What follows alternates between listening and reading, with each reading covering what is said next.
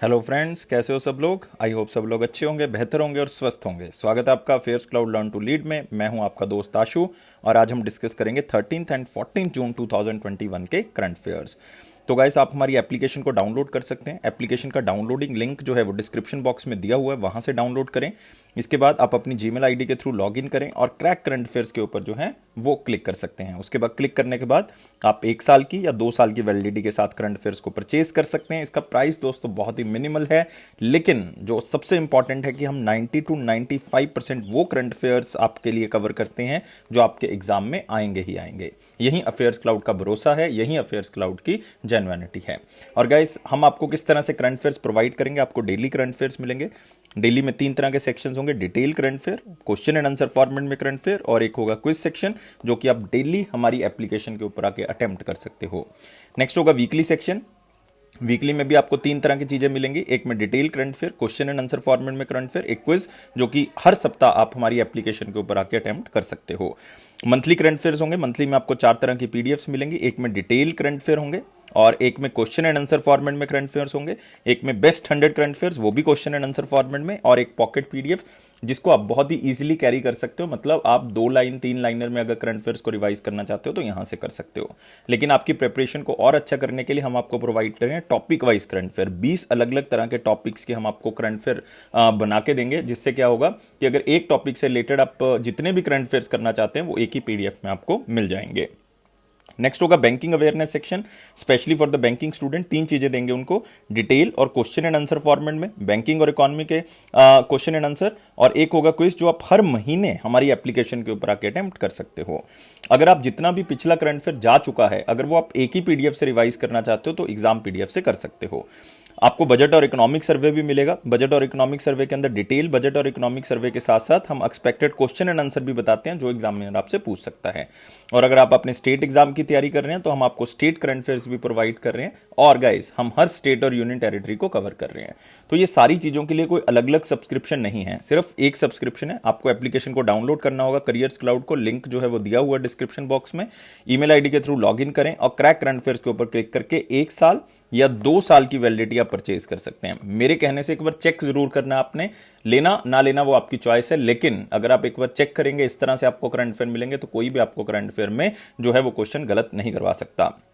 और गाइस, बहुत ही price already कम है, उसके ऊपर भी हम 10% एक्स्ट्रा डिस्काउंट दे रहे हैं अगर आप ASH10 कोड को यूज करेंगे। और दोस्तों, आप इस ईमेल आईडी पे हमें संपर्क कर सकते हैं, हमें मेल कर सकते हैं अगर आपको कोई डाउट है, और इस नंबर पे आप हमें कांटेक्ट भी कर सकते हैं। तो स्टार्ट करते हैं आज का current affair 13 and 14 of June 2021 का। लेकिन यार, उससे पहले वीडियो को लाइक कर देना, आपने शेयर कर देना है और चैनल को सब्सक्राइब कर देना है। तो मोस्ट इंपॉर्टेंट क्वेश्चन सेक्शन के साथ स्टार्ट करते हैं। पहला क्वेश्चन है, Who won 2021 Pulitzer Prize under the fiction category? तो इसमें देखो सबसे इंपॉर्टेंट चीज क्या है, 2021 पुलिट्जर प्राइज। वैसे तो दोस्तों ये बहुत सी कैटेगरीज के अंदर दिया जाता है, लेकिन आपने फिलहाल जो है 2 या 3 कैटेगरीज जो है वो याद कर लेनी है। यहां पे बात हो रही है फिक्शन कैटेगरी की, जो सबसे ज्यादा चांसेस हैं कि आपको क्वेश्चन पूछा जा सकता है। फिक्शन का मतलब उन्होंने अपने मन से उसको लिखा है, अपने अकॉर्डिंग, अपनी समझ से जो है वो उसको लिखा है, उसका किसी और से साथ या सच्चाई के साथ कोई ताल्लुक नहीं है। हो भी सकता है, नहीं भी हो सकता, लेकिन otherwise it is a fiction. Fiction का मतलब है उन्होंने अपने मन से लिखा है उसको। तो इसका आंसर है दोस्तों लुइस आर्ड्रिक। तो याद रखना है आंसर क्या होगा। लुइस आर्ड्रिक कहां से बिलोंग करती हैं? यूनाइटेड स्टेट ऑफ अमेरिका से बिलोंग करती हैं। और इन्होंने एक बुक लिखी है दोस्तों जिसका नाम है द नाइट वॉचमैन। आप यहां पे देख सकते हो 2021 पुलिट्जर प्राइज विनर्स अनाउंस्ड। बहुत सी कैटेगरीज हैं, लेकिन द नाइट वॉचमैन आपने जरूर याद रखना है किसने लिखी है। लुइस आर्ड्रिक ने इसको लिखा है। और ये बुक जो है वो उनके ग्रैंडफादर की स्टोरी के बेसिस पे, उनकी लाइफ के बेसिस पे, जो कि एक नाइट वॉचमैन का काम करते थे। और उन्होंने जो है वो आप कह सकते हो कि जो नेटिव लोग थे वॉशिंगटन डीसी के अंदर या नॉर्थ डकोटा, जो कि एक आप कह सकते हो स्टेट है यूनाइटेड स्टेट्स ऑफ अमेरिका में, वहां पे रूरल एरिया में लोगों की प्रॉपर्टी छीन लेते थे उनके जो नेटिव लोग थे, तो उनसे उनके खिलाफ लड़ा है। तो आपने इस बुक का नाम याद रखना है, ऑथर का नाम याद रखना है, कहां से बिलोंग करती हैं वो याद रखना है। और आपको पुलिट्जर प्राइज के बारे में पता होना चाहिए कि 1917 में सबसे पहली बार दिया गया उन लोगों को जिन्होंने 1916 मतलब 1916 में बहुत ही अच्छा काम किया था। और दोस्तों आपको बताना चाहूंगा ये 21 कैटेगरीज के अंदर दिया जाता है, तो इसका मतलब हम सारी याद नहीं करेंगे 21 कैटेगरीज, और हर कैटेगरी के अंदर 15,000 मतलब $15,000 जो हैं वो दिए जाते हैं विद सर्टिफिकेट। और पब्लिक सर्विस कैटेगरी के अंदर जो कि जर्नलिज्म में दिया जाता है उसमें गोल्ड मेडल दिया जाता है, वो भी मैं आपको बताऊंगा कि किसको मिला है। लेकिन फिलहाल आपने याद रखना है लुइस आर्ड्रिक फिक्शन कैटेगरी के अंदर नॉवल है द नाइट वॉचमैन, और याद रखना है साथ ही साथ कि कहां से बिलोंग करती हैं, यूनाइटेड स्टेट्स ऑफ अमेरिका से। और दोस्तों अगर आपको पूछ लें बायोग्राफी कैटेगरी के अंदर, बायोग्राफी कैटेगरी के अंदर एक बायोग्राफी लिखी गई है किसकी, मैल्कॉम एक्स की। मैल्कॉम एक्स आपको पता होना चाहिए कि कौन है, ये अफ्रीकन अमेरिकन मुस्लिम मिनिस्टर हैं और ह्यूमन राइट्स एक्टिविस्ट भी हैं, जो कि सिविल राइट्स मूवमेंट में बहुत बढ़ चढ़ कर जिन्होंने हिस्सा लिया था। तो उनकी लाइफ के बारे में लिखा है the dead are arising the life of Malcolm X. और ये किसको मिला है, लेस पाइन और तमारा पाइन को मिला है। लेस पाइन की तो डेथ हो चुकी है, तमारा पाइन है अभी, तो मतलब दोनों ने इसको मिलके लिखा है। तो ये भी आपने याद रखना है बायोग्राफी कैटेगरी के अंदर किसकी बायोग्राफी लिखी गई है। अगर ये भी याद रहेगा तो भी आप ऑप्शन जो है पिक कर लोगे। अगर आपको पूछा जाए जर्नलिज्म के अंदर पब्लिक सर्विस कैटेगरी के अंदर जो है वो किसको अवार्ड मिला है, तो वो न्यूज़पेपर है दोस्तों न्यूयॉर्क टाइम्स, जिसको ये अवार्ड दिया गया है। उनका आप कह सकते हो कि करेज, किस तरह से उन्होंने कोविड-19 के दौरान जो है या कोरोना वायरस के दौरान जो है वो पूरा कवरेज किया है, रेशियल और इकोनॉमिक इनइक्वालिटीज के बारे में बताया है, government failures in the United states या उसके बाहर भी लोगों को एक्सपोज किया है, तो इसलिए न्यूयॉर्क टाइम्स। तो इसका मतलब दोस्तों आपके पास दो तो कैटेगरीज हो गई हैं याद करने वाली, एक तो फिक्शन कैटेगरी, एक बायोग्राफी कैटेगरी। एक आपको तीसरी चीज याद करनी है कि जर्नलिज्म के अंदर पुलिट्जर प्राइज जो है वो किसको मिला, ये इस बार क्वेश्चन पूछा जा सकता है। और दोस्तों यहां पे आप देख सकते हो कुछ ऑप्शंस जिसमें आप एक दो चीजें कवर करोगे, जैसे कि आप यहां पे देख रहे हो सबसे पहले डेविड डायप, तो बहुत इंपॉर्टेंट क्वेश्चन है पूरे साल का। इंटरनेशनल बुकर प्राइज जीत चुके हैं ये 2021 का, याद रखना इंटरनेशनल बुकर प्राइज 2021। इन्होंने बुक कौन सी लिखी थी, at night all blood is black, at night all blood is black. Next David Zucchino, इनको भी दोस्तों पुलिट्जर प्राइज मिला है 2021 का, पुलिट्जर प्राइज 2021 का, लेकिन इनको कौन सी कैटेगरी के अंदर मिला है, जर्नल कैटेगरी के अंदर। इन्होंने एक बुक लिखी है जिसका नाम है Wilmington's life the murderous coup of 1898 and the rise of white supremacy. याद रह गया तो ठीक है, अदरवाइज मतलब आप सिर्फ जर्नल कैटेगरी के अंदर इसको देख सकते हैं। तो लेस पाइने और तुम्हारा पाइने के बारे में बात कर चुके हैं, इन्होंने बुक लिखी है the dead are rising the life of Malcolm X, मतलब बायोग्राफी कैटेगरी के अंदर। आप यहां पे भी देख सकते हो फिक्शन कैटेगरी के अंदर याद रखना है दोस्तों, बायोग्राफी कैटेगरी के अंदर, जर्नल कैटेगरी के अंदर। तो जर्नल वाली जो मैं आपको बता रहा था जो डेविड जिचिनो ने लिखी थी, उस बुक का नाम है Wilmington's lie the murderous coup of 1898 and the rise of white supremacy. सिर्फ एक बार पढ़ ले ताकि ऑप्शन से आप याद कर सकें, तो अदरवाइज बहुत सी कैटेगरियां सारी याद नहीं करेंगे। नेक्स्ट आते हैं अगले क्वेश्चन के ऊपर, what is the rank of India in the global home price index for the first quarter of 2021। First quarter का मतलब है जनवरी से लेकर मार्च 2021 तक। तो सबसे पहले आपको पता होना चाहिए कि ये ग्लोबल होम प्राइस इंडेक्स की जो रिपोर्ट है, जो साल में 4 बार आती है, मतलब 4 क्वार्टर्स का आएगा 3-3 महीने करके, तो वो कौन पब्लिश करता है, तो दोस्तों वो एक लंदन बेस्ड कंपनी है नाइट फ्रैंक, जो ये क्या करता है, पब्लिश करती है। और इसके अंदर बताया जाता है कि कहाँ पे प्रॉपर्टीज के रेट जो है वो आगे से ग्रो किए हैं, कहाँ पे जो है वो ग्रोथ जो है वो प्रॉपर्टी से रिलेटेड हुई है, हाउसिंग के प्राइसेस जो हैं वो बढ़े हैं, तो वो कंट्रीज के अकॉर्डिंग इसको रैंक किया जाता है। और टोटल कितनी कंट्रीज को इसमें रैंक किया गया है, 56 कंट्रीज को रैंक किया गया। तो इसका मतलब ये आंसर तो हो नहीं सकता, बी और डी तो आंसर हो नहीं सकता, और इंडिया का आंसर कौन सा है, 55th है। तो याद रखना है पिछले साल सेम 2020 में फर्स्ट क्वार्टर के अंदर, लाइक जनवरी से लेके मार्च 2020 तक इंडिया का रैंक जो है वो 43rd था। मतलब कोविड-19 के कारण आप देख सकते हो कि कितना स्लो डाउन हो गया है और प्राइसेस जो हैं वो इतने ज़्यादा ग्रो नहीं कर पाए हैं, जिसके कारण जो है वो आप देख सकते हो कि रैंक ऑलमोस्ट 12 रैंक नीचे चला गया है। तो आप देख सकते हो इंडिया जो है वो 12 स्पॉट जो है वो क्या आ चुका है, नीचे आ चुका है, और इंडिया 55th रैंक पे है। और ये रिपोर्ट जो है वो हाउसिंग प्राइस मूवमेंट के बेसिस पे देखी गई है। और आप देख सकते हो 12 स्पॉट जो है वो इंडिया नीचे आ गया है क्वार्टर 1 के अंदर, 43rd था 2020 के अंदर। लंदन की एक कंपनी है नाइट फ्रैंक, उन्होंने इसको जो है वो पब्लिश किया है। और इस रैंकिंग के अंदर जो टॉप में कंट्री है वो कौन सी है दोस्तों, टर्की, क्योंकि ये माना गया है कि एक साल के अंदर टर्की के अंदर 32% जो है वो हाउसिंग प्राइसेस की ग्रोथ हुई है। और दूसरा रैंक जो है वो इसमें आया है वो न्यूजीलैंड का, और उसके बाद तीसरा रैंक लग्जमबर्ग का। लेकिन बहुत ज्यादा इंपॉर्टेंट इंडेक्स नहीं है, लेकिन इंडेक्स तो है ही, तो मोस्ट इंपॉर्टेंट क्वेश्चन में कवर कर रहे हैं। लेकिन पहला कंट्री याद रखना है टर्की, इंडिया का रैंक याद रखना है, और कुछ याद करने की जरूरत नहीं। नाइट फ्रैंक भी बहुत ही मतलब आप कह सकते हो रेयर चांसेस हैं कि आपको क्वेश्चन पूछ लें, लेकिन याद रख सकते हो लंदन बेस्ड एक ऑर्गेनाइजेशन है जो इसको पब्लिश करती है। नेक्स्ट क्वेश्चन के ऊपर बढ़ेंगे, अगला क्वेश्चन है, लेकिन उससे पहले दोस्तों ये आपने रैंक्स जो है वो याद कर लेने जो यहां पे आपको लिखे हुए मिल रहे हैं ऑप्शन ऑप्शंस के अंदर। लाइक आप देख रहे हो यहाँ पे सबसे पहला ऑप्शन लाइक 72nd, ये इंडिया का दोस्तों रैंक था ग्लोबल टैलेंट इंडेक्स के अंदर। कहाँ पे? ग्लोबल टैलेंट इंडेक्स 2020 का, टैलेंट कॉम्पिटिटिव इंडेक्स ऑफ 2020। और इसके अंदर टॉप किसने किया था? स्विट्जरलैंड ने किया था, लेकिन इसमें जो सबसे इंडिया का जो रैंक था वो 72nd था। 8th rank global terrorism index, मेरे ख्याल से पता होगा आपको, और ये क्वेश्चन आ भी चुका है बहुत बार, 2020 का इंडेक्स। इसमें टॉप अफगानिस्तान ने किया था, लेकिन इंडिया का स्थान 8वां था, और ये institute for economics and peace की तरफ से दिया गया। 94th आपको पता होना चाहिए ग्लोबल हंगर इंडेक्स है 2020 का, और इसमें इंडिया का रैंक जो है वो 94 था, और इसको कंसर्न वाइल्ड वाइड जो है वो पब्लिश करता है। लेकिन यहाँ पे पब्लिकेशन इंपॉर्टेंट नहीं है, सबसे पहले आपको पता होना चाहिए कि इंडिया का रैंक जो है वो कौन से इंडेक्स में कौन सा है। नेक्स्ट आते हैं, what is the name of 31st edition of India Thailand naval exercise conducted in Andaman sea. तो दो चीजें इसमें याद रखनी है, एक तो ये इंडिया और थाईलैंड के बीच में है, एक अंडमान सी में हुई है, और तीसरी चीज अगर याद करना चाहते हो कि ये नेवी की एक एक्सरसाइज है। तो इसका आंसर बहुत ही सिंपल है, इसका आंसर क्या है? कॉर्पेट। लेकिन आपने कंफ्यूज नहीं होना, क्योंकि कॉर्पेट एक्सरसाइज जो है वो 2020 के एंड में जो है वो इंडिया और फिलीपींस के बीच में भी हुई है, और इंडिया और इंडोनेशियन नेवी के बीच में भी हुई है।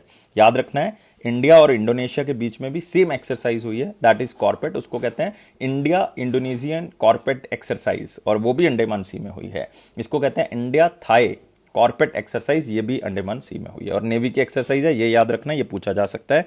31st एडिशन था दोस्तों इस बार इस एक्सरसाइज का, और इंडिया और थाईलैंड के बीच में ये हुई, और इंडिया की तरफ से INS सरयो ने इसके अंदर जो है वो पार्टिसिपेट किया था। सरयो जो है वो बहुत ही फेमस रिवर का नाम है।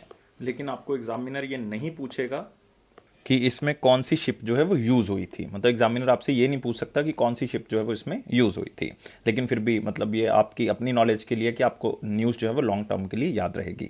और मेन पर्पस ऐसी एक्सरसाइज का सिर्फ यही है, खास करके जो इंडियन ओशन वाले एरिया में हो रही है, कि यार इंडियन ओशन को सेफ रख सके और इंटरनेशनल ट्रेड के लिए वो क्या हो? सेफ हो। इसीलिए ये एक्सरसाइजेस की जाती हैं, और इंडियन नेवी और द रॉयल थाई नेवी मतलब थाईलैंड की नेवी के बीच में कोऑर्डिनेशन भी क्या होगा? इंक्रीज होगा। और ये कॉर्पेट एक्सरसाइज, जिसको हम कोऑर्डिनेटेड एक्सरसाइज भी कहते हैं, ये 2005 से चल रही है इंडिया और थाईलैंड के बीच में, ये आप याद रखोगे।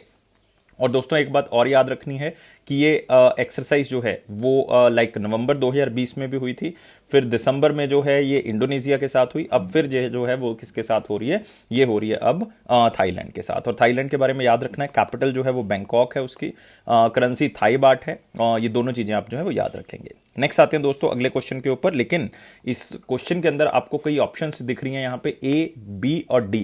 जैसे कि आप देख रहे हो वज्र प्रहार, वज्र प्रहार इंडिया और यूनाइटेड स्टेट्स ऑफ अमेरिका के बीच में एक्सरसाइज है। ये रिसेंटली हुई है दोस्तों, कौन सी स्टेट में? हिमाचल प्रदेश में। दस्तलिक 2 ये इंडिया और उज्बेकिस्तान के बीच में है, और ये रिसेंटली हुई है उत्तराखंड के अंदर। युद्ध अभ्यास भी इंडिया और यूनाइटेड स्टेट्स ऑफ अमेरिका की, इस बार 16th युद्ध अभ्यास हुआ इंडिया और यूनाइटेड स्टेट्स ऑफ अमेरिका के बीच में, और ये हुआ राजस्थान के अंदर। तो ये सारी एक्सरसाइजेस इंपॉर्टेंट है आपके लिए। नेक्स्ट आते हैं अगले क्वेश्चन के ऊपर, who became the brand ambassador of my lab discovery solutions. आपको पता है कि जितने भी ब्रांड एम्बेसडर्स क्वेश्चन है हम मोस्ट इंपॉर्टेंट क्वेश्चन में कवर करते हैं। तो यहां पे हम बात कर रहे हैं कौन सी कंपनी की? यहां पे हम बात कर रहे हैं माई लैब डिस्कवरी सॉल्यूशन। और आपको एक चीज बताना चाहूंगा कि रिसेंटली हमने क्वेश्चन कवर किया था कि माई लैब डिस्कवरी सॉल्यूशंस ऐसी पहली कंपनी है जिसने इंडिया की पहली कोविड-19 सेल्फ टेस्ट किट बनाई है। ये याद रखना है, कोविड-19 सेल्फ टेस्ट किट, मतलब घर पे बैठ के आप कोविड के बारे में चेक कर सकते हो, जिसका नाम क्या है? कोवी सेल्फ ये किट का नाम है।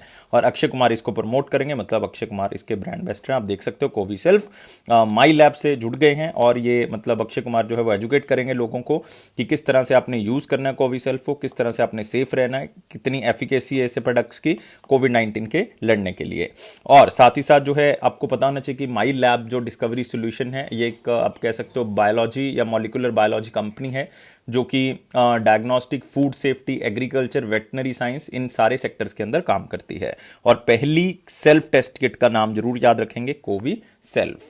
और बाकी आपको यहाँ पे दिख ही रहे हैं ऑप्शन के अंदर, बहुत ही इंपॉर्टेंट नाम है, लाइक विराट कोहली आप देख रहे हो, बहुत सी कंपनीज के ब्रांड एम्बेसडर है, ऑडी के ब्रांड एम्बेसडर हैं, डिजिट इंश्योरेंस के, वीवो कम्युनिकेशन के रिसेंटली इनको बनाया गया है, सोनू सूद लाइक एक बहुत बड़ा नाम बन चुका है, और रिसेंटली इनको पंजाब का ब्रांड एम्बेसडर बनाया गया है ताकि वो anti corona virus vaccination programme के अंदर पार्टिसिपेट कर सके और लोगों को जागरूक कर सके वैक्सीनेशन के बारे में। विश्वनाथन आनंद, चेस में बहुत बड़ा नाम, world wide fund India environment के ब्रांड एम्बेसडर बने हैं। किसके? वर्ल्ड वाइड फंड इंडिया, इसके ब्रांड एम्बेसडर बनाए गए हैं। नेक्स्ट क्वेश्चन के ऊपर आते हैं। मोस्ट इंपॉर्टेंट क्वेश्चंस को कवर कर चुके हैं, वेरी इंपॉर्टेंट क्वेश्चंस के ऊपर बढ़ रहे हैं। वीडियो को लाइक करना है, शेयर करना है और चैनल को सब्सक्राइब करना है, और गाइस हमारे टेलीग्राम ग्रुप को ज्वाइन कर ले डिस्क्रिप्शन बॉक्स लिंक से। पहला क्वेश्चन है इसमें, what is the name of world's longest under sea cable built by Google? तो दो चीजें इसमें याद रखनी है कि एक तो पूरे वर्ल्ड की ये लॉन्गेस्ट अंडर सी केबल है, और कौन सी कंपनी इसको मैन्युफैक्चर कर रही है, गूगल जो है वो इसको बना रहा है, और ये दोस्तों है फर्मीना। तो याद रखना है इसका नाम ए होगा। और आप यहाँ पे देख सकते हो कि ये है हमारे पास यूनाइटेड स्टेट्स ऑफ अमेरिका, ये है हमारे पास South America like Brazil and other countries, और इस तरह से अंडर सी केबल जो है वो कनेक्ट की जाएगी, और longest under sea cable Firmina cable, इसको याद रखना है। और दोस्तों ये फर्मीना नाम कहाँ से आया है? ये ब्राजील के एक बहुत ही फेमस पोएट हैं मारिया फर्मिना दोस रेस, तो उनके नाम से जो है वो रखा गया है।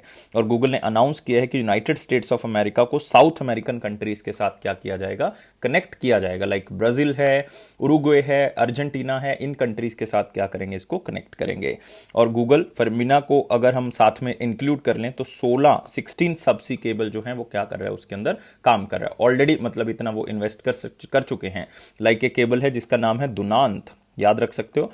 दुनांत दोस्तों ऐसी सबसी केबल है जो 250 टेराबाइट्स, जिसको आप इंडिया में अभी सोच नहीं सकते, 250 टेराबाइट्स जो है वो पर सेकंड की स्पीड देती है, और ये कनेक्ट करती है यूनाइटेड स्टेट्स ऑफ अमेरिका को यूरोप के साथ। ऐसी एक है इक्वानो, EQUIANO, इक्वानो पोर्तुगल और अफ्रीका को कनेक्ट करती है। ऐसी एक है ग्रेस होपर दोस्तों कनेक्ट करता है यूएस, यूके और स्पेन को। और दोस्तों रीसेंट रिलेटेड न्यूज़ में भी आपने याद रखना है कि largest international submarine cable system India Asia express और इंडिया यूरोप एक्सप्रेस, ये दोनों जो हैं वो रिलायंस जियो के द्वारा जो है वो बनाया जा रहा है। और रिलायंस, ऐसा पहली बार हो रहा है कि रिलायंस जो है वो इंडिया को जो है वो सेंटर मान के चल रहा है, मतलब इंडिया जो है वो इंटरनेशनल नेटवर्क मैप में सेंटर होगा, क्योंकि यहां से केबल जो है वो क्या होंगी? स्टार्ट होंगी। तो that's why India will become the centre. और दोस्तों ये दोनों केबल्स आप देख रहे हो, एक्को एंड बाइफोस्ट, ये भी जो है वो गूगल बना रहा है, लेकिन ये फेसबुक के साथ हो रहा है, मतलब फेसबुक ने इस कॉन्ट्रैक्ट को इनिशिएट किया था, गूगल के साथ मिलकर इसको चलाएंगे। ये आप कह सकते हो कि लाइक साउथ एशियन कंट्रीज के साथ जोड़ने के लिए इस प्रोजेक्ट को स्टार्ट किया गया था, लेकिन फर्मिना ओनली गूगल की, और ये वर्ल्ड की लॉन्गेस्ट अंडर सी केबल होगी। तो मेरे ख्याल से सारी चीजें हम कवर कर चुके हैं। गूगल के बारे में याद रखना है, 1998 में गूगल को स्टैब्लिश किया गया था, आई थिंक सबको पता होगा। फाउंडर जो है वो Larry Page and Sergey Brin, and CEO जो है वो सुंदर पिचाई हैं। ये सारी चीजें आपने याद रखनी है। अगले क्वेश्चन के ऊपर बढ़ेंगे। विच बैंक लॉन्च्ड कवच personal loan scheme for covid treatment? RBI की गाइडलाइंस हैं कि ऑलमोस्ट हर बैंक ने जो है वो मतलब कोविड-19 के लिए कोई ना कोई प्रोग्राम जो है वो जरूर लॉन्च करना है, ताकि किसी ना किसी तरह से इसको हम क्या कर सकें? कम कर सकें। तो ये बैंक हमारे पास कौन सा है? स्टेट बैंक ऑफ इंडिया, जिन्होंने कवच पर्सनल लोन जो है वो स्टार्ट किया है। तो इसमें जो है वो 25,000 रुपए से लेकर 5 लाख रुपए तक का लोन एसबीआई जो है वो क्या करेगा? प्रोवाइड करेगा। 25,000 मिनिमम अमाउंट है, मैक्सिमम जो है वो कितनी? 5 लाख है। इसमें इंटरेस्ट रेट कितना होगा? 8.5%, और टाइम पीरियड कितना होगा? 5 साल का होगा या 60 महीने का टाइम पीरियड होगा। लेकिन दोस्तों ये कोलेटरल फ्री है, मतलब आपने कोई भी सिक्योरिटी जो है वो नहीं रखनी है, ये फ्री है। आप सीधा जाके जो है वो बैंक से अप्रोच कर सकते हो, वो आपको बिना कुछ गिरवी रखे, बिना कुछ वहां पे आपसे रखवाए, वो आपको लोन जो है वो दे सकता है 25,000 रुपए से लेकर 5 लाख तक। और ये लोन जो है वो कोविड-19 ट्रीटमेंट के जितने भी एक्सपेंसेस होंगे उसको कवर करेगा, कोविड-19 का ट्रीटमेंट होगा उसको कवर करेगा। सिर्फ आप ही को नहीं, आपकी फैमिली के मेंबर्स का भी ट्रीटमेंट जो है वो कवर होगा इसमें। लेकिन उन फैमिली के मेंबर्स का या उन लोगों का जिन्होंने ये पॉलिसी तो ले ली, लेकिन 1 अप्रैल 2021 के बाद से मतलब उनका खर्चा हो रहा है, तो ये उसको भी कवर कर लेगा। और इसको आप ईएमआई के थ्रू जो है वो पे कर सकते हो, कोई प्रोसेसिंग फीस इसकी नहीं है। इवन इसमें मॉरेटोरियम पीरियड भी जो है वो प्रोवाइडेड है। तो ये सारी चीजें आप थोड़ा सा याद रख सकते हो। और दोस्तों याद रखने हैं, एसबीआई म्यूचुअल फंड ने रिसेंटली लॉन्च किया था SBI Nifty next 50 index fund, SBI Nifty next 50 index fund, और जो कि ओपन एंडेड इंडेक्स स्कीम थी जिसमें आप इन्वेस्ट कर सकते हो। ये सेकंड इंडेक्स है जो एसबीआई म्यूचुअल फंड की तरफ से लॉन्च किया गया था, क्योंकि इससे पहले उन्होंने लॉन्च किया था एसबीआई निफ्टी इंडेक्स फंड। अब इन्होंने वर्ड यूज किया है नेक्स्ट 50 बीच में, तो ये याद रखोगे। और एसबीआई के बारे में आपको पता होना चाहिए, मेरे ख्याल से ऐसा कोई बच्चा नहीं होगा जिनको नहीं पता। 1955 में एसबीआई का एक्ट आया था, basically imperial bank of India का नाम चेंज करके जो है वो स्टेट बैंक ऑफ इंडिया रखा गया। और 1955 एक्ट मतलब 1 जुलाई 1955 को इसको स्टैब्लिश किया गया। हेडक्वार्टर इसका मुंबई है। और दोस्तों इसके जो चेयरमैन हैं वो हैं दिनेश कुमार खरा। और साथ ही साथ इसकी tagline the banker to every bank. इसी के साथ अगले क्वेश्चन के ऊपर बढ़ेंगे। अगला क्वेश्चन है, who is appointed as the chairman of the grievance redressal board, a part of the digital publisher content grievance council. तो आपको थोड़े से दिन पहले क्वेश्चन करवाया गया था कि ये बॉडी बनाई गई है, ये लाइक ऑनलाइन कंटेंट के लिए इसको बनाया गया है।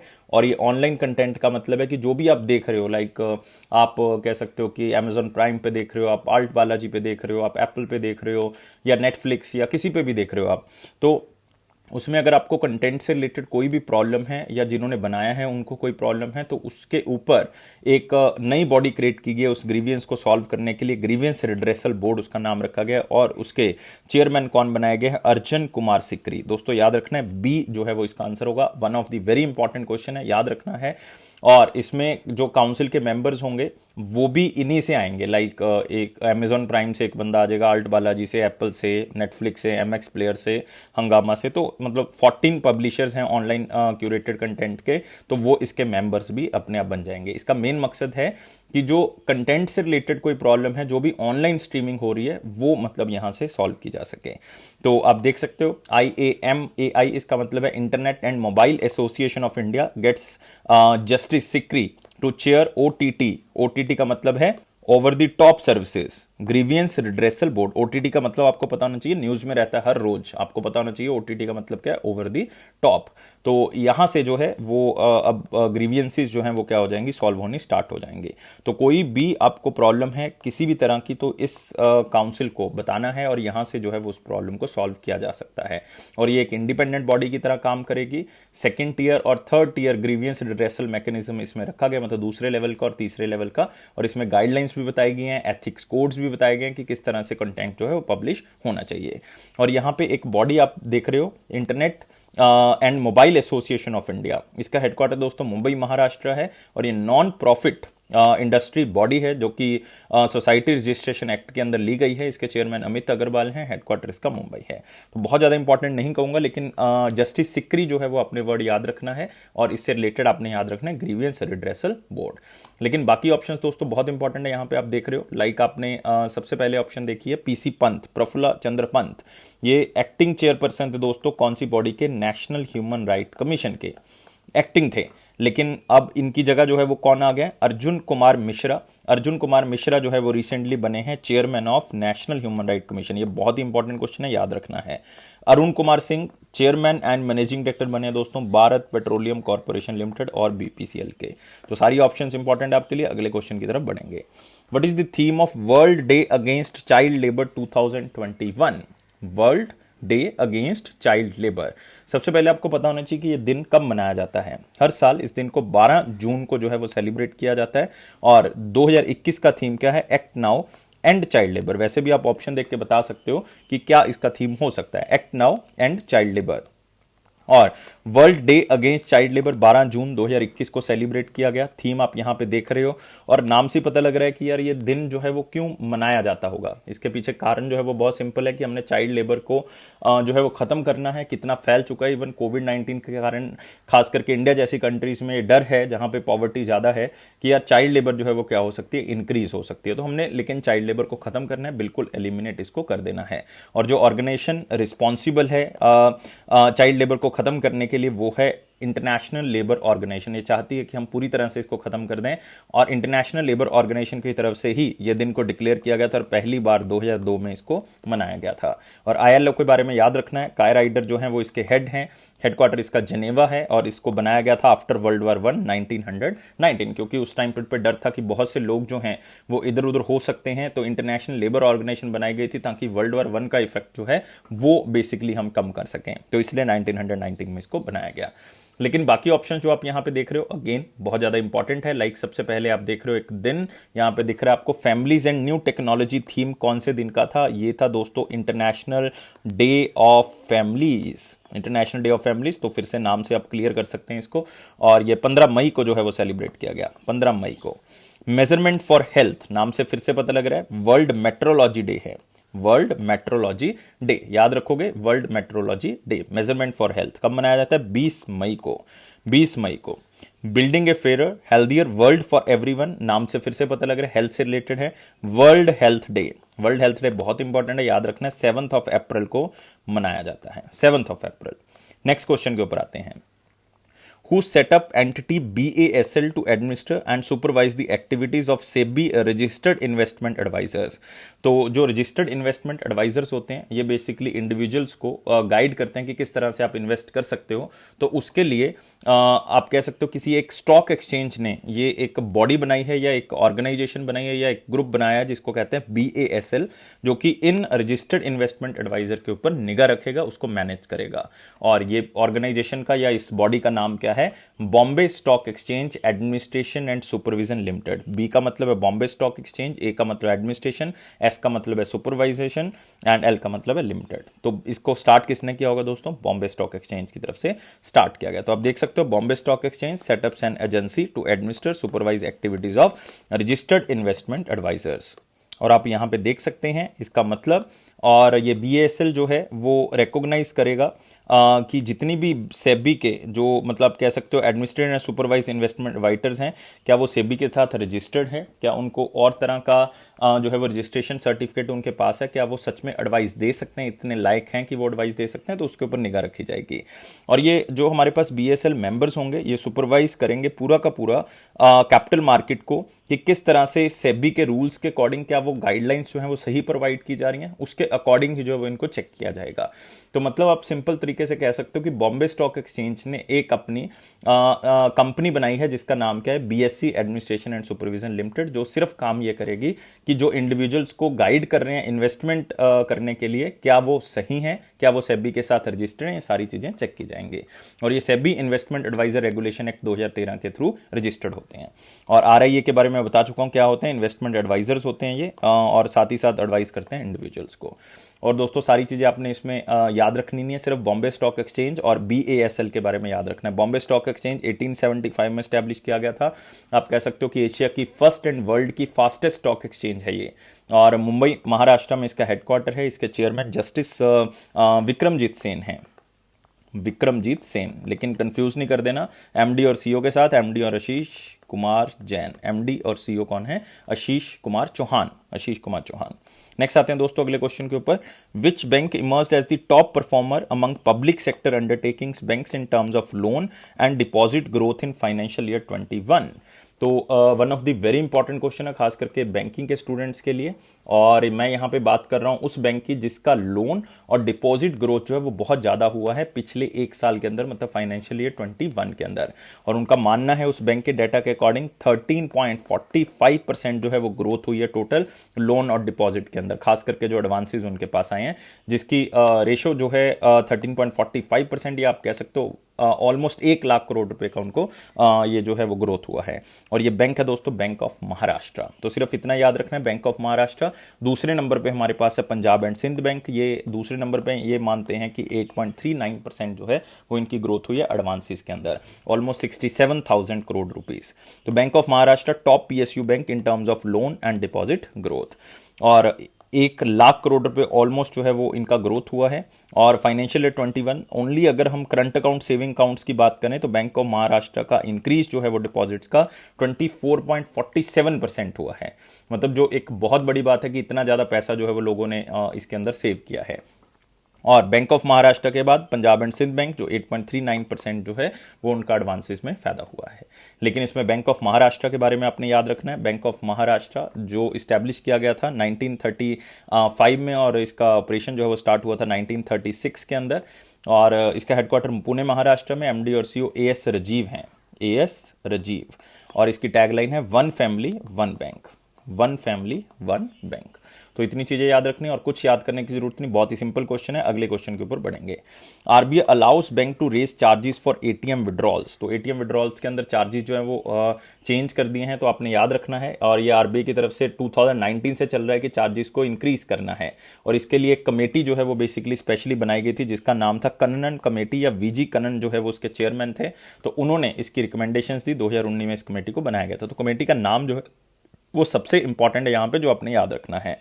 तो एटीएम पर ट्रांजैक्शन 15 से रुपए कितने कर दिए, 17, अगर आप कोई फाइनेंशियल ट्रांजैक्शन कर रहे हो।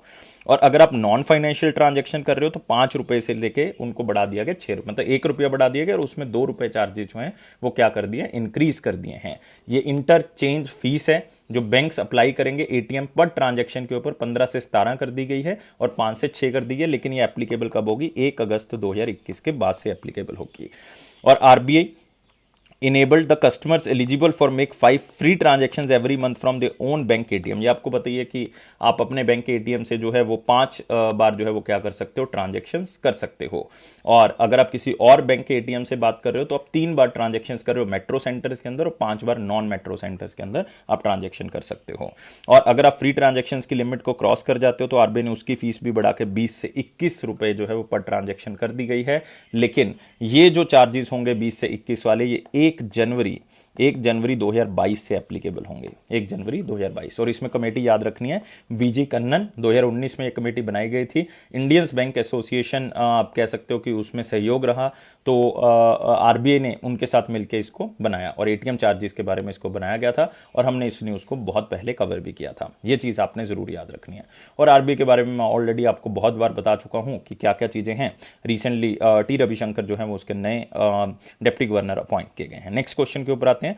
United Nation general assembly approve the declaration of end AIDS by which year. कौन से ईयर तक एड्स जो है वो खत्म हो जाएगा, यूनाइटेड नेशन जनरल असेंबली की तरफ से ये कहा गया है।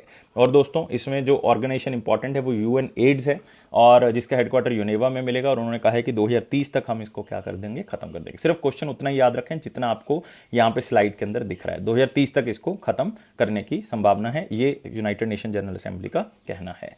और यूएन एड्स के बारे में याद रखना, इसका हेडक्वार्टर कहां पे मिलेगा, आपको जिनेवा के अंदर मिलेगा। और कोविड-19 के कारण जो है वो इनइक्वालिटीज इंक्रीज हुई हैं, जिसके कारण एड्स मेडिसिन, ट्रीटमेंट और डायग्नोस्टिक जो है वो ऑफ ट्रैक हो गए। मतलब हम कोविड के ऊपर ही फोकस कर रहे हैं, इसके ऊपर फोकस नहीं कर रहे, जिसके कारण इसमें जो इन्फेक्शंस हैं वो क्या हो सकती हैं, इंक्रीज सामने आ सकती हैं। नेक्स्ट आते हैं इंपॉर्टेंट क्वेश्चंस के ऊपर। वीडियो को लाइक करना है, शेयर करना और चैनल को सब्सक्राइब करना और टेलीग्राम ग्रुप को दोस्तों ज्वाइन कर लें। नेक्स्ट आते हैं, क्वेश्चन है recently Padma Shri Ashok Panagariya ji passed away, he was belong to which field. वो कौन सी फील्ड से बिलोंग करते थे? बेसिकली अगर मैं बात करूंगा तो उनका नाम है डॉक्टर अशोक। क्या है? डॉक्टर अशोक। और मतलब इनके बारे में एक हिंट देता हूं, ये पहले इंडियन डॉक्टर हैं जो आप कहोगे जिन्होंने मेडिसिन जो हैं doctor of medicine in neurology में है। First Indian doctor to become doctor of medicine in neurology, जो न्यूरोलॉजी के पहले डॉक्टर हैं इंडिया के, और वो आंसर क्या होगा, न्यूरोलॉजिस्ट। तो अपने नाम याद रखना है, पद्मश्री रिसिपिएंट डॉक्टर अशोक पंगारिया जी, उनका देहांत हो गया है। फर्स्ट इंडियन डॉक्टर हैं जो डॉक्टर ऑफ मेडिसिन न्यूरोलॉजी हैं। डॉक्टर बीसी रॉय अवार्ड मिल चुका है 2002 में मेडिकल काउंसिल ऑफ इंडिया की तरफ से। इवन ये चेयरमैन भी रह चुके हैं दिशा फाउंडेशन के, जो कि स्पेशल नीड्स जो लोगों की है उसको पूरा करती है। यूनेस्को अवार्ड मिल चुका है इनको मेडिकल एंड सोशल कॉन्ट्रीब्यूशंस के लिए। लाइफ टाइम अचीवमेंट अवार्ड मिल चुका है बहुत ही इंस्टीट्यूशन के लिए, लाइक टाइम्स ऑफ इंडिया या और भी बहुत सी इंस्टीट्यूशन इनको मिल चुका है। और कौन सी स्टेट से बिलोंग करते हैं दोस्तों? राजस्थान से बिलोंग करते हैं, एग्जैक्ट जगह है जयपुर से बिलोंग करते हैं। तो बिल्कुल याद रखना है, ये सारी चीजें जो भी मैंने आपको बताई हैं इंपॉर्टेंट हैं। नेक्स्ट आते हैं अगले क्वेश्चन के ऊपर। अगला क्वेश्चन है which Indian small and medium industries firm was selected for research and development project under India Russia joint technology assessment। तो ऑलरेडी इंडिया और रशिया का जॉइंट टेक्नोलॉजी असेसमेंट चल रहा है, जिसके कारण जो है वो 3 कंपनीज को बेसिकली यहां पे सिलेक्ट किया गया है। और वो 3 कंपनीज कौन सी है? Pranati solution, Zeon implants and Ananya technology. तो आंसर क्या होगा? All of these. तो बहुत ज्यादा इंपॉर्टेंट क्वेश्चन है, स्किप भी कर सकते हैं। 3 Indian firms, Indo Russian tech corporation. और ये प्रोग्राम जो है वो जुलाई 2020 में जो है वो लॉन्च किया गया था। इसमें साइंस एंड टेक्नोलॉजी इनोवेशन, उसमें रशिया जो है वो क्या करेगा? इन कंपनीज की मदद करेगा। और इसमें जो ऑर्गेनाइजेशन साथ में पार्टिसिपेट करेगी वो होगी फिकी, federation of Indian chambers of commerce and industry. वो इसके अंदर जो है वो क्या करेगा? पार्टिसिपेट करेगा। और डिपार्टमेंट ऑफ साइंस इसकी मेन ऑर्गेनाइजेशन होगी जो इसको हैंडल करेगी, जिसके सेक्रेटरी कौन है? आशुतोष शर्मा। और हेड ऑफिस कहां पे? इसका न्यू दिल्ली। तो बहुत ज्यादा इंपॉर्टेंट नहीं कहूंगा। नेक्स्ट आते हैं EESL partners with MECON MECON to support energy efficiency steel and mining industry. आपको पता है कि यार अगर हमने आप कह सकते हो कि क्लीन एनर्जी के बारे में बात करनी है या एफिशिएंट सॉल्यूशंस बात करनी है अलग अलग इंडस्ट्री में या किसी भी सेक्टर के अंदर, तो EESL उसमें पार्टिसिपेट करता है, क्योंकि ये सलाह देता है कंपनीज को कि किस तरह से आप ट्रांसफॉर्म हो सकते हो एफिशिएंट एनर्जी या क्लीन एनर्जी के अंदर। तो यहां भी EESL है, एनर्जी एफिशिएंसी सर्विसेज लिमिटेड ने यह सलाह दी है किसको? मैकॉन को, मेटलर्जिकल एंड इंजीनियरिंग कंसल्टेंट्स को। इसका मतलब है कि स्टील और माइनिंग इंडस्ट्री के अंदर भी अब एनर्जी एफिशिएंट जो मेथड्स हैं वो यूज किए जाएंगे। ऑलरेडी EASL जो है वो नहाई के साथ भी जो है वो टारगेट कर चुका है। मतलब आप कह सकते हो कि national highway authority of India limited के साथ भी वहां पे जितनी भी इस्टेब्लिशमेंट है नहाई की, वहां पे clean and energy efficient technology जो है वो यूज करवाएगा EESL। तो आपको पता है कि इंडिया के अंदर ये टारगेट जो है वो चल रहे हैं। और इसका हेडक्वार्टर कहां पे? मैकॉन का, metallurgical and engineering consultants limited, इसका हेडक्वार्टर रांची झारखंड के अंदर आपको मिलेगा। और दोस्तों EESL के बारे में याद रखना है, 2009 में इसको एस्टैब्लिश किया गया था। 100% गवर्नमेंट ओन्ड कंपनी है, मिनिस्ट्री ऑफ पावर की। चेयरमैन राजीव शर्मा है इसके, और इसका हेडक्वार्टर न्यू दिल्ली है। नेक्स्ट आते हैं वन लाइनर इंपॉर्टेंट पॉइंट्स के ऊपर। NII gets trademark for India's first indigenous tumour antigen which is known as SPA-G9। तो NII दोस्तों बहुत ही फेमस इंस्टीट्यूशन है, नेशनल इंस्टीट्यूट ऑफ इम्यूनोलॉजी, जो कि एक ऑटोनमस इंस्टीट्यूट है डिपार्टमेंट ऑफ बायोटेक्नोलॉजी का। तो ट्रेडमार्क मिला है उनको। आप कह सकते हो कि इंडिया की पहली इंडिजीनियस ट्यूमर एंटीजन के लिए, और जिसका नाम है SPA-G9। एक तो नाम थोड़ा सा पढ़ लेना है और याद रखना है कि 1998 में SPA-G9 एंटीजन डिस्कवर किया गया था डॉक्टर अनिल सूरी की तरफ से, जो कि आप कह सकते हो कि उस टाइम पे कैंसर रिसर्च प्रोग्राम के हेड थे NII के अंडर ही। Next, China launched 4 satellites into planned orbits. तो बहुत ज़्यादा क्वेश्चन इंपॉर्टेंट नहीं है, क्योंकि ऐसी बहुत सी satellites on the day basis पे जो है वो लॉन्च की जाती हैं। इसका मेन मकसद यही है इन सैटेलाइट्स का कि इन्वायरमेंट मॉनिटरिंग की जा सके, डिजास्टर को रोका जा सके, और साथ में जो प्रॉब्लम है रिसोर्स एक्सप्लोरेशन जो है वो किया जा सके, और जो अलग अलग तरह की इन्वायरमेंट की प्रॉब्लम है उसको सॉल्व किया जा सके। तो चाइना की तरफ से दिया गया है, मतलब चाइना नेशनल स्पेस एजेंसी या एडमिनिस्ट्रेशन की तरफ से कहा गया है। Next, Henri Marie Dondra appointed as the prime minister of Central African Republic. तो यहां पे बात हो रही है सेंट्रल अफ्रीकन रिपब्लिक की, मतलब CAR की, और जिसके नए प्राइम मिनिस्टर कौन बनाए गए हैं? Henri Marie Dondra. और इससे पहले फरमिन थे, फरमिन नगरेबदा, लेकिन आपने याद नहीं रखना, सिर्फ एक बार नाम को पढ़ लें। और सेंट्रल अफ्रीकन रिपब्लिक, जिसका कैपिटल जो है वो बेंगोई है, BANGUI, बेंगोई, और इसकी currency central African CFA Frank है। इतना ही याद रखना है। HDFC mutual fund launched banking and financial services NFO।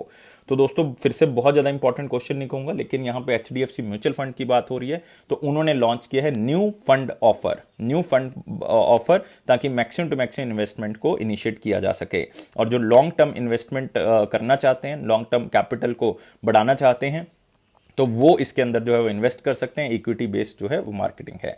लेकिन यहां पे आपने याद क्या रखना है? HDFC म्यूचुअल फंड, जिसका हेडक्वार्टर मुंबई में मिलेगा।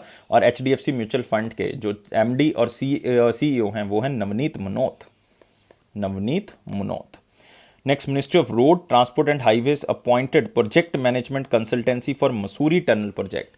तो फिर से बहुत ज्यादा इंपॉर्टेंट नहीं है, लेकिन रीजनल बेस्ड क्वेश्चन है, लाइक मसूरी का क्वेश्चन है ये। तो आपको पता होना चाहिए कि मसूरी के अंदर जो है वो एक टनल बनाई जा रही है, जिसका नाम है मसूरी टनल प्रोजेक्ट, और इसके ऊपर 700 करोड़ रुपया, 700 करोड़ रुपीस खर्च किए जा रहे हैं। इसको नेशनल हाईवे 707A के साथ जो है वो जोड़ा जा रहा है, और टोटल लेंथ जो है वो 2.74 किलोमीटर होगी। ये टोटल अप्रूवल जो है उस प्रोजेक्ट को मिल चुकी है। Next, United Nation development programme report lauds India aspirational district programme. तो यूएनडीपी ने कहा है कि इंडिया का ये प्रोग्राम, जिसमें 117 एस्पिरेशनल डिस्ट्रिक्ट जो कि नीति आयोग की तरफ से चुनी गई, जो कि सोशल लेवल पे, इकोनॉमिक लेवल पे बहुत वीक है, उनको डेवलप करने का जो प्रोग्राम है ये बहुत ही अच्छा है। मतलब उन्होंने इसको तारीफ की है इंडिया के इस प्रोग्राम की। तो यूनाइटेड नेशन डेवलपमेंट प्रोग्राम, जो इसका हेडक्वार्टर कहाँ मिलेगा, न्यूयॉर्क, और जिसके एडमिनिस्ट्रेटर हैं अचिम और अशिम, किसी भी तरह से इसको प्रोनाउंस कर सकते हो। अगले क्वेश्चन के ऊपर आते हैं, जो कि है हमारा क्वेश्चन ऑफ द डे। 12 जून 2021 का क्वेश्चन क्या था? Which is the first Indian bank to get ISO? ISO tag जो है वो कौन से बैंक को सबसे पहली बार दिया गया था? तो बहुत ही सिंपल क्वेश्चन है, स्टैटिक क्वेश्चन है, इसमें कुछ याद करने वाला नहीं है। सिर्फ याद करें कि कैनरा बैंक ऐसा था जिसने सबसे पहले आईएसओ सर्टिफिकेशन ली थी अपनी ब्रांचेस के लिए, टोटल ब्रांच बैंकिंग के लिए। आजकल ऐसा नहीं करता कैनरा बैंक, लेकिन 1996 की बात है जब उन्होंने ये आईएसओ सर्टिफिकेशन जो है वो ली थी, और पहला बैंक बन गया था आईएसओ सर्टिफिकेशन, और ब्रांचेस के लिए लेते थे वो। Next question of the day, question क्या कहता है? Which is the first bank to introduce saving account in India? Saving account India में किस बैंक ने इंट्रोड्यूस किया था सबसे पहले? तो आपने कमेंट बॉक्स में बताना है। इवन हर ऑप्शन जो है वो आपके लिए इंपॉर्टेंट है, हर ऑप्शन इंपॉर्टेंट है, और मैं आपका वेट करूंगा आंसर का। आपने लाइक करना है वीडियो को, सब्सक्राइब करना है चैनल को, शेयर कर दें यार, मैक्सिमम टू मैक्सिमम शेयर करना है, रीच को बढ़ाना है ताकि मैक्सिमम टू मैक्सिमम लोगों को बेनिफिट मिल सके। और बेल बटन को प्रेस कर दें, टेलीग्राम ग्रुप को ज्वाइन कर लें ताकि नोटिफिकेशन आपको मिल सही रहे। और ये अफेयर्स क्लाउड का मेरा पर्सनल प्रॉमिस है कि इसी तरह से अगर वीडियोस को देखते रहोगे, इसी तरह से आपका कॉन्फिडेंस बढ़ता रहेगा।